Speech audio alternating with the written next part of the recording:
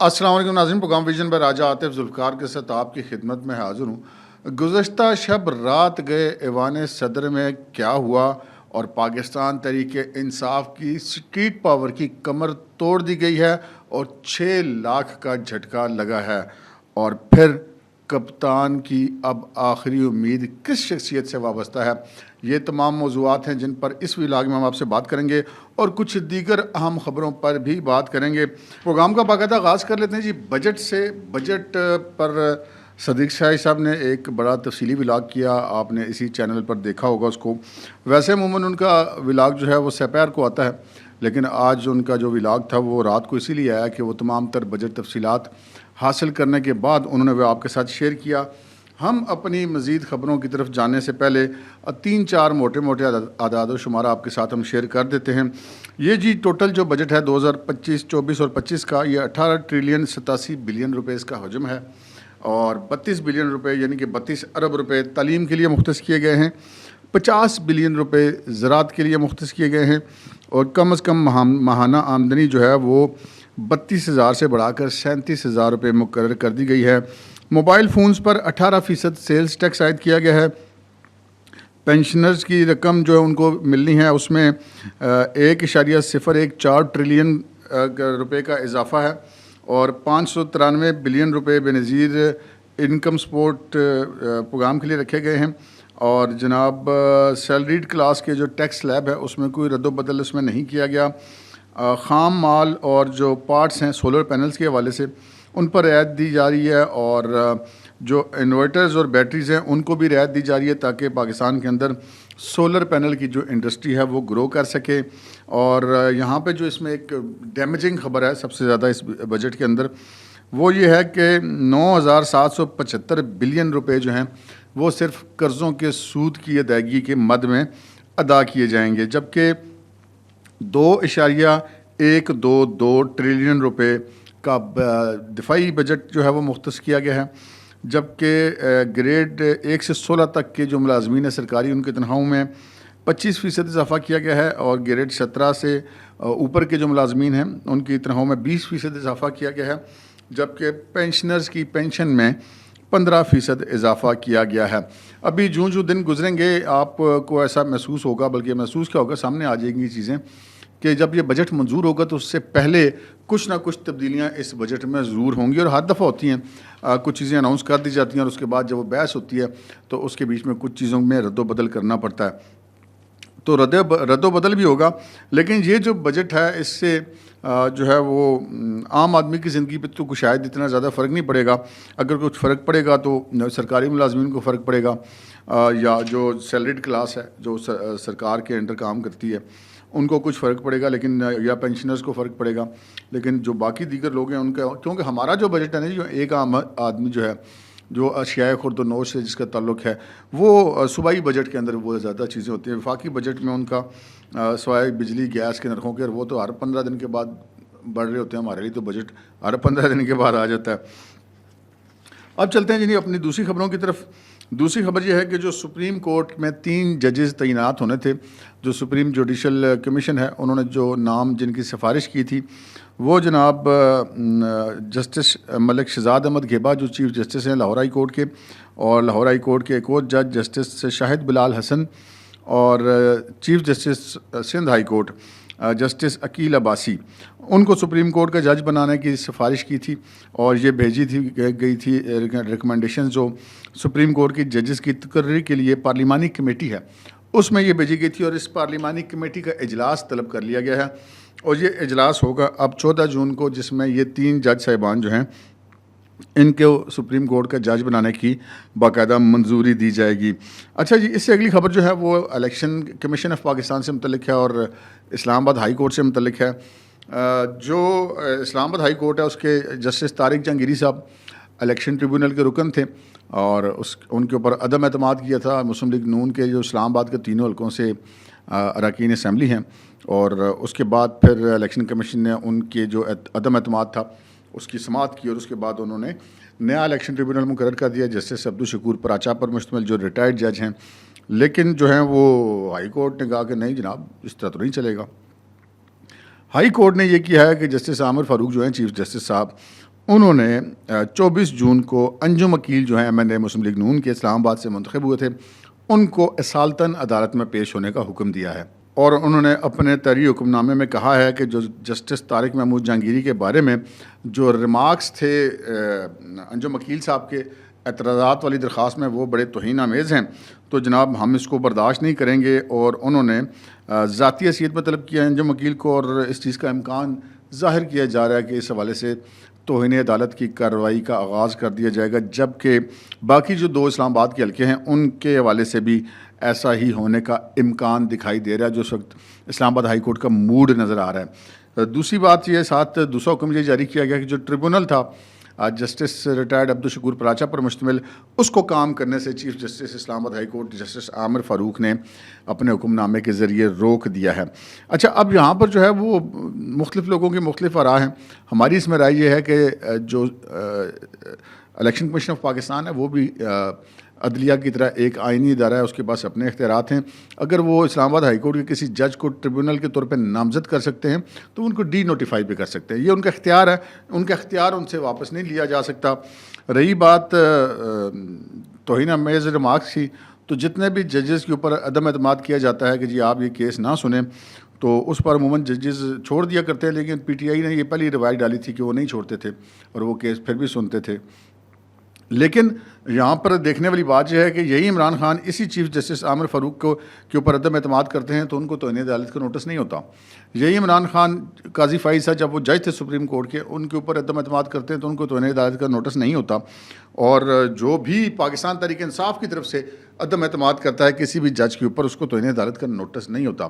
لیکن یہ اجازت جو ہے یہ اسلام آباد ہائی کورٹ کے ججز مسلم لیگ نون کے اراکین اسمبلی کو دینے کے لیے تیار نہیں ہیں، نہ ہی الیکشن کمیشن آف پاکستان کا اپنا آئینی اختیار استعمال کرنے کی اجازت دینے کا وہ اختیار دینے کو تیار ہیں۔ دیکھتے ہیں کیا ہوتا ہے۔ اب اس میں یہ لگتا ہے کہ یہ معاملہ آگے چل کے مزید گڑبڑ پیدا کرے گا۔ اچھا جی، ایک آڈیو ریلیز ہوئی تھی، ہم نے اپنے صبح کے ولاگ میں آپ کے ساتھ اس پہ ڈسکس کی تھی، جو عمران خان صاحب کی آن لائن پیشی ہوئی تھی سپریم کورٹ آف پاکستان میں، وہ جو نیب ترامیم کا کیس تھا، اس کی آڈیو لیک ہوئی اور بڑا رولا مچا۔ اور وہ آڈیو لیک ہوئی بھی جسے کہتے ہیں نا کہ وہ کسی نامعلوم اکاؤنٹ سے نہیں ہوئی، پاکستان تحریک انصاف کے آفیشیل اکاؤنٹ سے اس کو ٹویٹ کیا گیا، جو پاکستان تحریک انصاف ہی کے ایک اہم ترین رہنما ہیں جو بیرون ملک مفرور ہیں آج کل، مرزا شہزاد اکبر صاحب، جنہیں مرزا احتساب اکبر کہتے تھے عمران خان کے زمانے میں، وہ عمران خان صاحب کے مشیر برائے احتساب تھے، اور 1 روپے کی ریکوری وہ اپنے پورے ٹینیور کے میں نہیں کر سکے، البتہ پاکستان کے قومی خزانے کو کافی نقصان پہنچایا گیا انہوں نے احتساب کے چکر میں۔ انہوں نے یہ ٹویٹ کی، تو اب یہ ڈھکا چھپا تو نہیں ہے کہ یہ کس نے لیک کی ہے، کیونکہ اب تو لیکیج والا معاملہ ہی نہیں رہا۔ اب میں معذرت کے ساتھ ایک بات عرض کروں گا کہ جسٹس بابر ستار صاحب آڈیو لیکس کے کیس کے اوپر وہ جناب انہوں نے بڑی برہمی دکھائی، جناب ISI کو نوٹس تو MI کو نوٹس تو IB کو نوٹس، مطلب ایک مفروضہ ہے کہ یہ انہوں نے لیک کی ہے۔ اچھا جی، اب بھی دینا نوٹس اس ویڈیو کے لیک ہونے پر، آڈیو کے لیک ہونے پر دیں، ISI کو نوٹس دیں، MI کو نوٹس دیں، جناب اسپیشل برانچ کو نوٹس دیں، اور ایجنسیوں کو نوٹس دیں، حکومت کو نوٹس دیں کہ جی یہ انہوں نے لیک کیا ہے۔ یہاں پہ نوٹس نہیں ہوگا کیونکہ یہ لیک کی ہے پاکستان تحریک انصاف کے باقاعدہ آفیشیل اکاؤنٹس کی طرف سے کی گئی ہے، اور وہ عمران خان صاحب کی پارٹی ہے، تو عمران خان صاحب کی پارٹی کو تو نوٹس نہیں ہونا، نوٹس تو صرف ان کو بچانے کے لیے یا ان کو فائدہ پہنچانے کے لیے ہونے ہیں۔ یہ جو ہم بات کر رہے ہیں یہ لوگوں کے ذہنوں میں اٹھنے والے سوالات ہیں جو کہ وہ اپنی کھلی آنکھوں سے دیکھ رہے ہیں، تو اس پہ ہم معذرت کے ساتھ تنقید کرنا جو ہے وہ ایک مثبت تنقید کرنا ہمارا حق ہے۔ تو یہاں پہ بھی جسٹس بابر ستار صاحب کو نوٹس ضرور لینا چاہیے۔ اب وہ نوٹس کس کو دیتے ہیں، یہاں پر وہ دیں، ایجنسیوں کو نوٹس دیں، سپریم کورٹ کے رجسٹرار کو نوٹس دیں، انکوائری بٹھائیں کہ اس نے لیک کی، کیسے لیک کی، اور PTI کے شامل کریں۔ لیکن ویسے میں آپ کو بات بتا دوں، آج ہمارا خیال تھا کہ اس پہ کوئی نہ کوئی نوٹس لے گا اسلام آباد ہائی کورٹ یا سپریم کورٹ، اس پہ نوٹس نہیں لیا گیا، لیکن ہمارے بھی ذرائع کا کہنا ہے کہ اس سلسلے میں آج تو چونکہ بجٹ کا دن تھا، حکومت بھی بڑی مصروف تھی، تو اب اس چیز کا امکان ہے کہ یہ اس پہ حکومت جو ہے تو انہیں عدالت کی درخواست دائر کر سکتی ہے، کیونکہ وہ جو 16 منٹ اور کچھ سیکنڈ کی آڈیو ہے اس کے مختلف ٹکڑے جو ہیں وہ پاکستان تحریک انصاف کے مختلف گروپوں میں وائرل کیے جا رہے ہیں، اپنی اپنی مرضی کے جناب عمران خان کے فکرے نکال کے ان کو بڑا ٹارزن بنا کے پیش کیا جا رہا ہے۔ اور یہ جو ساری کہانی ہے. اس پر اب یہ معاملہ یہاں پر رکے گا نہیں, یہ معاملہ آگے بڑھتا ہوا آپ کو دکھائی دے گا. اس سے اگلی خبر جو ہے وہ خبر ہے جس کا بڑے دنوں سے بڑا چرچا ہے کہ جناب عمران خان صاحب جو ہیں وہ مان گئے ہیں سیاستدانوں سے بات کرنے کے لیے, اور انہوں نے جناب کمیٹی بنا دی ہے کہ وہ سیاستدانوں سے بات کرے گی, اور پھر پتہ چلتا نہیں کہ کمیٹی نہیں بنی ہے لیکن فیصلہ ہو گیا ہے. اب میں آپ کو یہ بتاتا ہوں کہ یہ کہانی ہے کیا. عمران خان صاحب کدھر ماننے والے سیاستدانوں کو تو وہ کہتے تھے چور ڈاکو, ان سے تو ہاتھ نہیں ملانا, اور یہ تو سارے کے سارے چور ڈاکو ہیں, میں حاجی نیک محمد بنیادی طور پر, تو وہ یہ بات کرتے تھے ہمیشہ. اب یہ ہے کہ انہوں نے پورا زور لگایا, ہر قسم کا زور لگایا, پاکستان کے اندر سے, پاکستان کے باہر سے, پاکستان کے اندر کے مختلف طبقات سے, سیاستدانوں کے ذریعے, ریٹائرڈ فوجی افسران کے ذریعے, اور دیگر جو ہے وہ ذاتی تعلقات کے ذریعے, کہ کسی طریقے سے جنرل عاصم منیر صاحب جو ہیں وہ ان سے مذاکرات کرنے پہ تیار ہو جائیں, ان سے ملاقات کرنے پہ تیار ہو جائیں. ہر بار نہیں, ہر بار انکار, مکمل انکار, پکا انکار. امریکہ بھی گئے آرمی چیف صاحب, وہاں سے بھی ان کو کہا گیا, انہوں نے وہاں پہ بھی انکار کیا. انہوں نے نہ لوکل کسی کا پریشر مانا, نہ انہوں نے کسی کا انٹرنیشنل پریشر مانا. اب عمران خان صاحب نے ہر قسم کا حربہ اختیار کیا کہ جناب وہ مضمون لکھواؤ بین الاقوامی جریدوں میں, جیل میں بیٹھ کے اپنے انٹرویو چلواؤ, پھر ویڈیوز بنواؤ, پاک فوج کے خلاف حملے کرو, پریشرائز کرو, بلیک میل کرو. لیکن ہم آپ سے پہلے ہی کہتے رہے کہ جناب فوجیں کبھی بلیک میل نہیں ہوا کرتی, تو وہ نہیں ہوئے. تو اب جو ہے ان کو سمجھ آ گئی ہے کہ اب یہ کہانی ہو گئی ہے خراب. یہ سمجھ کیوں آئی ہے؟ اس لیے کہ ان کی جو اسٹریٹ پاور تھی پاکستان تحریک انصاف کی, وہ بہت خوبی کے ساتھ ختم کر دی گئی ہے. وہ کیسے ختم کی گئی ہے وہ اس سے اگلی خبر میں ہم آپ کو بتائیں گے. لیکن عمران خان نے اب ایک اور گیم کی ہے. اب انہوں نے جناب یہ کہا کہ جو سیاستدان ہیں ان سے بات کریں گے جی, وہ 3 نکات ہیں ان کے, وہ 3 شرائط ہیں کہ جناب ان سے معافی مانگی جائے. اچھا بھائی کس بات کی معافی؟ دوسری بات کہتے ہیں جی 180 سیٹیں میری بنتی ہیں وہ مجھے پہلے دی جائیں. اچھا جی, پھر ہم مذاکرات کریں گے. اچھا جب 180 سیٹیں آپ کو دے دی جائیں, مطلب یہ کہ ایک اقتدار آپ کو دے دیا جائے, تو پھر مذاکرات کس بات کے کرنے ہیں بھائی؟ سیدھی سی بات ہے. اچھا پھر وہ کہتے ہیں جی کہ یہ مذاکرات جو ہیں یہ اب خبر یہ ہے کہ انہوں نے یہ اختیار دے دیا ہے محمود خان اچکزئی کو. یہ وہی محمود خان اچکزئی ہیں جن کے عمران خان صاحب باقاعدہ سر پہ دوپٹے ڈال کے مذاق کرایا کرتے تھے, نقلیں اتارتے تھے باقاعدہ. دیکھیں اللہ تعالیٰ کیا دن دکھاتا ہے بندے کو. آج وہی محمود خان اچکزئی عمران خان کی آسوں اور امیدوں کا محور و مرکز ہے. وہی محمود خان اچکزئی عمران خان کا صدر پاکستان کے لیے امیدوار تھا. وہی مولانا فضل الرحمان جن کو کل ڈیزل کہتے تھے, آج ان کے جسے کہتے ہیں کہ چوکٹ پہ سجدہ ریس ہے پوری کی پوری پاکستان تحریک انصاف, اٹھ ہی نہیں رہی, چوکٹ چھوڑ ہی نہیں رہی. تو یہ وہ معاملہ ہے جناب. اچھا اب اس کے پیچھے گیم کیا ہے؟ انہوں نے یہ جو 2-3 شرائط رکھی ہیں تو نہ ماننے والی شرطیں ہیں. تو پھر یہ کہیں گے دیکھو جی میں تو مذاکرات کرنا چاہتا تھا لیکن میری شرطیں کسی نے نہیں مانی. ایک بات. دوسری بات کہ محمود خان اچکزئی کا نام دیا, اس کے پیچھے بھی ایک بڑی سائنس ہے. اب انہوں نے کہا کہ جی محمود خان اچکزئی جو ہیں وہ سیاستدانوں سے رابطے کریں, ساری سیاسی جماعتوں سے بات چیت کریں, وہ جو کریں گے تو ہمیں ان پہ اعتماد ہوگا. لیکن جب یہ معاملہ نہیں آگے چلے گا اور عمران خان صاحب نے یو ٹرن لینا ہوگا کہ نہیں میں نے تو مذاکرات کیے ہی نہیں تھے, محمود اچکزئی وہ کون ہے؟ وہ تو ہماری پارٹی کا ہی نہیں ہے, اس کی تو پارٹی ہی الگ ہے, اس نے جو بات کی ہمیں کیا پتا. کامیاب ہو جائے اوکے ہو گیا, ویری گڈ ہو گیا, اچکزئی صاحب ہمارے لیڈر. ناکام ہو گئے, کون اچکزئی, کیڑا اچکزئی, ہماری تو پارٹی کا تو اس سے تعلق ہی کوئی نہیں. بڑے سیانے ہیں جی ویسے خان صاحب, لیکن یہ سیاح پنا جتنا بھی آج تک انہوں نے دکھایا نا, اس کا نقصان ان سے ملک کو تو پہنچایا, اپنے آپ کو بھی بڑا پہنچایا. تو یہ وہ معاملہ ہے جی جس پر اب یہ سیاست کر رہے ہیں. اچھا میں نے جو آپ سے عرض کی کہ اسٹریٹ پاور عمران خان کی ختم ہوگی, وہ کیسے؟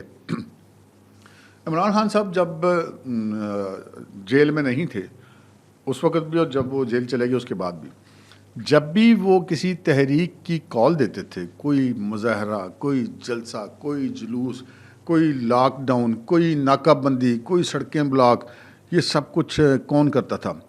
وہ جناب ادھر سے عمران خان کہتے تھے, ادھر سے جناب سڑکیں بلاک ہو جاتی تھی, شہریوں کی زندگی عذاب ہو جاتی تھی.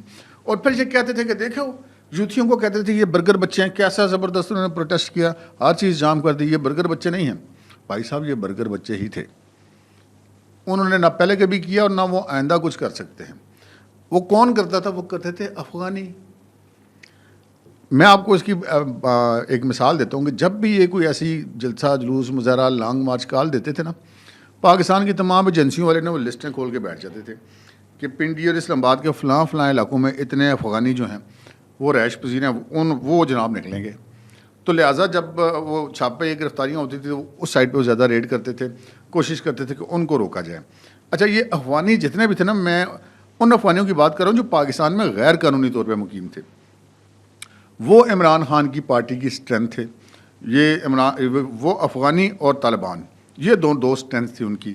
اور جو افغانی ہیں ان کی انتہائی ذہانت کے ساتھ عمران خان صاحب کی اسٹریٹ پاور کی کمر توڑ دی گئی ہے. اب وہ کیسے؟ آپ کو یاد ہوگا کہ جنرل عاصم منیر صاحب نے جو ہے وہ افغان باشندے جو ہیں واپس بھجوانے کا ایک پلان بنایا تھا نگران دور میں، اس پہ عمل درآمد شروع کیا گیا اور ابھی بھی اس پہ عمل درآمد جاری ہے. تو آج جو ہے وہ ہم یہ کہہ سکتے ہیں کہ کل جو 11 جون تک کل جناب 6,07,166 افغان باشندے واپس ان کے وطن بھیجے جا چکے ہیں افغانستان میں. یہ وہ ہیں جو پاکستان میں غیر قانونی طور پہ مقیم تھے، جو باقاعدہ یہاں پہ آن ریکارڈ ہیں. وہ ان کی افغانیوں کی بات نہیں ہو رہی. اچھا جی، اب یہ مزید سلسلہ بھی چل رہا ہے اور 29 مئی سے 11 جون تک جو ہیں کل 16,721 افغان باشندے واپس افغانستان بھیجے گئے ہیں، جن میں 7,621 مرد ہیں، 4,587 خواتین ہیں، 4,513 بچے ہیں، اور یہ 510 کل خاندان تھے جن کو 687 گاڑیوں میں واپس بھیجا گیا ہے. یہ ہوتا ہے اصل کام، بجائے اس کے کہ نعرے مارے جائیں یہ کر دیں گے وہ کر دیں گے، پھٹے توڑ دیں گے، لمبا ڈال دیں گے. کچھ بھی نہیں. انہوں نے جناب جڑ پکڑی کہ جناب اس کو یہ طاقت کا ٹیکہ کدھر سے مل رہا ہے. انہوں نے کہا جی افغان باشندوں سے. انہوں نے کہا جی کڈو سارے. اب وہ نکال رہے ہیں جناب. تو اب عمران خان صاحب کی اسٹریٹ پاور ٹوٹ گئی ہے، جس کی میں بڑی مثال دے دیتا ہوں آپ کو. جس دن سے عمران خان صاحب الیکشن ہوئے ہیں 8 فروری کے، اس کے بعد سے لے کر عمران خان صاحب نے کتنی، میرا خیال ہے کچھ 14-15 دفعہ وہ کالز دے چکے ہیں، کوئی نہیں نکلا. اس لیے کہ وہ برگر بچوں کا کام نہیں ہے. یہ افغانی تھے جو کام ڈالتے تھے. افغانی اب نکالے جا رہے ہیں. اب تو وہ باہر نکلتے ہوئے ڈرتے ہیں کہ یار کہیں پکڑے نہ جائیں، ہمیں بھی نہ واپس بھیج دیں. جو زیادہ تر چلے گئے ہیں، جو اب باقی ہیں، وہ اب اس پوزیشن میں نہیں ہے کہ پی ٹی آئی کے لیے سڑکوں پہ نکل سکیں، کیونکہ پی ٹی آئی سے ان کا کیا تعلق ہے؟ وہ تو افغانی ہیں، وہ تو پاکستانی ہیں ہی نہیں. اچھا، اب وہ پاور ان کی وہاں سے ٹوٹ گئی. اب کیا ہے؟ اب ان کی بہنیں کہہ رہی ہیں جی ہمارے ساتھ تو کوئی نکلے نہ نکلے، ہم تو جا کے جیل کے آگے دھرنا دے دیں گے. ان کو پتہ ہے کوئی نہیں نکلے گا. یہ وہ لوگ تھے جو پتہ نہیں چلتا تھا کہ یہ کون ہے، پاکستانی ہے کہ افغانی ہے. عام آدمی سمجھتا تھا کہ یار اچھا یہ پشتو اسپیکنگ ہے تو شاید یہ ہمارے کے پی کے لوگ ہوں گے، وہاں سے آئے ہوں گے. حالانکہ وہاں کے یہ لوگ نہیں ہوتے تھے. اب آپ دیکھ لیجئے کہ یہ نہیں ہیں باشندے تو صوبہ خیبر پختونخوا میں پی ٹی آئی کی حکومت ہونے کے باوجود، تمام سرکاری وسائل ہونے کے باوجود 8 جون کا جلسہ 2-2.5 ہزار بندہ نہیں اکٹھا کر سکے اپنے صوبے میں، جہاں پہ اپنی حکومت ہے، سرکاری وسائل ہے، سرکاری ملازمین ہیں، وہاں پہ بھی نہیں کر سکے. تو یہ وہ جو چیز ہے جس کو جسے کہتے ہیں نا کہ جڑ کاٹ دی گئی ہے خرابی کی. یہ وہ جڑ کاٹ دی گئی اور یہ آگے بھی کام جاری رہے گا. اس سے اگلی خبر کی طرف پڑھتے ہیں جناب. ایوان صدر میں کل رات کو کیا ہوا؟ ایک تو آج رات ہے نا جناب، بجٹ سے اگلی رات، جو بجٹ سے پچھلی رات تھی اس میں جناب رات گئے ایوان صدر میں بڑی ایکٹیویٹی تھی. دن کے ٹائم تو شہباز شریف صاحب ملے جا کے وزیر اعظم صاحب سے، صدر صاحب سے اور آصف زرداری صاحب سے. لیکن کل کیا ہوا؟ پاکستان پیپلز پارٹی جو ہے اس کے جو اراکین اسمبلی ہیں نا، وہ انہوں نے بڑی کھاپ کھوپ ڈالی ہوئی تھی. اور جناب وہ بار بار بلاول بھٹو زرداری صاحب کو کہہ رہے تھے کہ جناب دیکھیں حکومت میں ہمارے فلانے کام نہیں ہو رہے، ہم نے اپنے حلقوں میں منہ دکھانا ہے، یہ کرنا ہے وہ کرنا ہے. جناب بجٹ کے معاملے میں ہمیں اعتماد نہیں لیا گیا، ہماری تجاویز نہیں لی گئیں، ہم بڑے اتحادی ہیں، ہم سے مشاورت نہیں کی گئی. لیکن زرداری صاحب جو ہیں وہ پرائم منسٹر شہباز شریف کو گارنٹی کر چکے تھے کہ نہیں بھائی بجٹ میں ہم آپ کو سپورٹ کریں گے. اور وہ گارنٹی کرنے کی وجہ بھی یہ کوئی شہباز شریف سے ان کی محبت نہیں ہے، وہ ایک ریٹن ایگریمنٹ ان کے درمیان موجود ہے جس میں گارنٹر جو ہے وہ اسٹیبلشمنٹ ہے. تو وہ تو دائیں بائیں کوئی ہو نہیں سکتا. تو بجٹ تو پاس وہ کروائیں گے، ساتھ ہو گئے. لیکن بہرحال ان کی پارٹی ہے اور وہ اپنی پارٹی کے لوگوں کو بھی تو انہوں نے راضی کرنا ہے.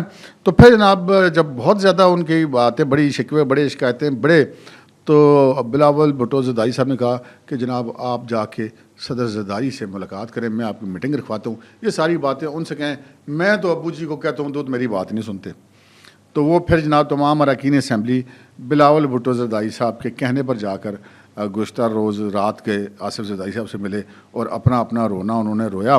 بلاول صاحب ان کے ساتھ نہیں تھے ہمارے ذرائع کے مطابق, اور زرداری صاحب نے سب کو تسلی و تشویق دی کہ فکر نہ کریں, ہم بات کر لیں گے, جیسے آپ کہیں گے اس طرح ہو جائے گا معاملات. تو یہ معاملات تھے جی جو ہم نے کہا کہ آپ کے ساتھ یہ تمام چیزیں شیئر کر لیں. بجٹ تو پاس ہو جائے گا, پیپلز پارٹی ووٹ بھی دے گی, لیکن جو ان کے مطالبات ہیں جو جائز ہیں وہ ضرور پورے ہونے چاہیے. اب تک کے لیے اتنا ہی, اجازت دیجیے, اللہ حافظ.